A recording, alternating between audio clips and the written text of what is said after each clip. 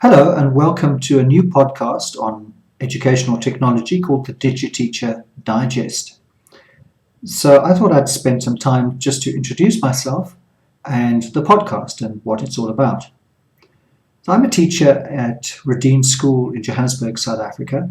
I teach IT mainly to grade 8 and 9 and English in grade 10 in the academy program and also thinking skills. And I've been blogging for a number of years on the whole topic of educational technology, putting my thoughts down on paper. It's a bit of a passion of mine. It kind of started during my teacher training at university. So we did one of the electives that we could do was computing in education. So even though I didn't have a computer, almost nobody had a computer in those days, dates me a little bit, I decided to take that course and it piqued my interest.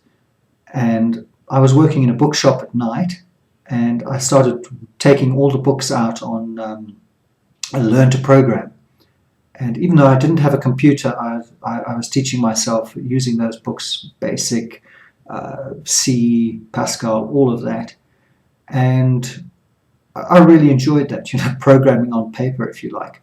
Now, obviously, I learned very badly. I've never been a programmer. It's not in my educational background. I trained as an English and a history teacher, and for many years that's what I taught. But that interest in programming got me interested in how to use computers in education.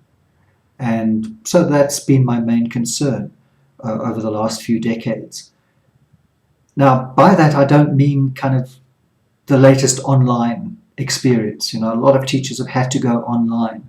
What I mean and what I'm really interested in is presumably once we're back, I think a lot of teachers are going to kind of forget about the computer. They don't want to see one again. But I think if it's used intelligently, technology can be very supportive of the educational endeavor and can be used in a number of ways. And really, this is what this podcast is all about.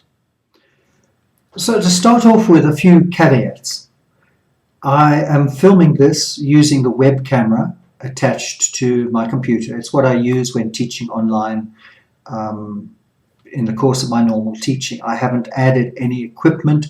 There's no green screen behind me. This is my office. I'm teaching in the classroom where I teach, which is the IT center. I'll give you a tour sometime. But I haven't added anything. I haven't soundproofed the room. I haven't bought any special equipment. So please don't expect any great production value from these videos because you're not going to get it. Occasionally you'll hear pings from I have to keep my phone on, for example, if I'm on substitution duty or something like that. And you're going to hear pings going on. You're going to hear people moving in the background. Even my colleague teaching sometimes. Outside that window is where the maintenance staff, the estate manager, the maintenance staff are often quite loud when they're moving equipment and things like that. So I'm not going to mind about that. When I'm teaching from here, I can't stop everything just to make sure everything is quiet or do a lot of retakes or anything like that. So I'm carrying forward the same philosophy in this podcast. I'm just going to speak, and where I make mistakes, and if I go I'm not going to worry about that too much. And if that upsets you, then I'm really sorry. I thought YouTube was all about authenticity and everything, so what you're going to get is a great deal of authenticity. I hope that this is not too much of a boring old fart. I mean, I am a boring old fart, but I hope that in putting these podcasts together that I'm throwing out some interesting ideas which may or may not have occurred to you, and I'm trying to put them together in interesting ways which will be interesting for other teachers, that is. So I'm hoping that my experience of the last few decades of looking at technology in education will be of some use to other people. Another thing I'm going to be doing in the podcasts is I'm going to be interviewing other teachers. And I think that's always interesting when teachers get together and are able to discuss the craft and are able to throw ideas around. We don't do that enough. We really don't. We are all rushed off our feet. When we meet in the corridor or in the staff room, we're usually running somewhere else, and there's a little snatched conversation. And yet many of us are doing such interesting things in our classrooms, and we never get to hear about them. So one of the aims of this podcast is to expose some of that that's going on. So my second caveat is around what I understand by the term technology in education, and what I'll be talking about under that heading. I don't mean just computers and digital technologies, although that's my particular passion. There are many analog technologies still being used in the classroom. Pen and paper, for example, is ubiquitous and perhaps the most used technology. Whiteboards, even in some places blackboards still. So, and I don't mean still in a pejorative sense. I think it's actually a very good thing that teachers have been so cautious and conservative about adopting new technologies. These new technologies are often introduced in a very kind of faddish way. They're introduced as something which is going to transform education for the better. Kind of as if education needs transforming, and I think that's quite a leap. But we can get into that kind of detail later.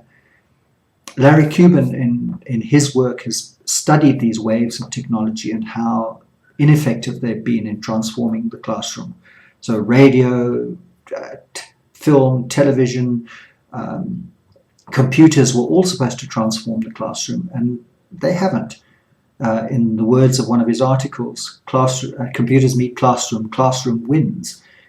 Classroom has a culture, a logic, a trajectory of its own. And that trajectory is very much bound by the educational process, which has been honed over, not just the last century, but thousands of years of education happening. It's not as if teachers are coming to this totally new and fresh. We have a long history of knowing how to teach, and that is absolutely vital and absolutely important. These days it tends to be completely downplayed. There's this part of a propaganda, let us say, of constructivist ideology, is that teachers are almost the enemy of education. They get in the way of it in some way. They get in the way of kids learning. There is some veracity in that, but I think it's a very, very facile point of view to take. Teachers have a process that they go through, have been going through for millennia, and there is a stability and there is a comfort in that. But technology certainly can be used to help teachers to do that. And I think that's where there's a kind of misunderstanding outside of education. Very often there's this idea that you can bring a technology in and transform it. Apple classrooms of tomorrow, for example. The rhetoric around that was very much of the introduction of the computer in the classroom is going to dislodge a kind of old philosophy that teachers were assumed to be having, which was getting in the way of progress, that was kind of anti-constructivist. And I'll kind of break that down a little bit later, but just because constructivism is a valid framework to describe pupil learning doesn't mean that it describes what teachers need to do. In my view, teachers need to teach and students need to learn. So I'm kind of putting that up front and out there. And technologies can help that process. They can help both teaching and learning. And that's really what I'm interested in. How the affordances of technologies like pen and paper, like iPads, like computers, how those affordances can be exploited to help education. But it's not just about what constitutes technology. Technology can be seen as equipment, things like pen, paper, computers, but it can also be seen as processes or techniques. So crop rotation, for example, is a technology. It's a way of doing things which has an effect. And therefore, educational technology is also a consideration of pedagogy. It's also a consideration of how to teach. And that is one of my major concerns. I would say that the focus of this podcast then really is on pedagogy and technology and the intersection of that, or how to teach with different technologies, with different techniques. So some of the time you'll find in this podcast we're not even going to address the question of kit, of equipment, or the latest thing that's come out. Other times we will. A lot of the time we'll be considering really how it can be used in the classroom to the greatest effect. And my final caveat is around theory and practice. I love theory. So I know that a lot of people don't like theory. A lot of practicing teachers look down their nose at it almost and say, but what's the use? You know, you can read it in the books, but these university people don't know what they're talking about. It's all down to what you're doing in the classroom. It's all down to practice. There is some veracity there. Obviously, there are theories which have no practical application. But what I'm interested in is the thinking and the theories that do have a practical application. I think if you're just practicing and you don't have any thoughts, or you don't have any research or understanding behind why you're doing what you're doing, why you're doing it, I think that's empty practice. Likewise, if you just have theories, I don't think that's very helpful either, because you have no way of applying them, no way of putting them into practice. And what I like is that kind of interface of how to take theory, how to take what research is being done, and how to put that into useful practice in the classroom.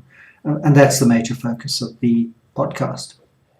So to put all my cards on the table, this isn't going to be tips for teachers. But equally, it's not going to be, here's the latest research, here's the latest theory. It is rather going to be a bit of a mix between the two. Taking some of the theory, some of the research, and trying to marry it with my own experience in the classroom, and trying to marry it with the experience of my guests. So to try and explore what it is that teachers are dealing with at this particular moment in history, when we're trying to put these new technologies into the classroom and try to make sense of it in a useful way to advance the learning of our students.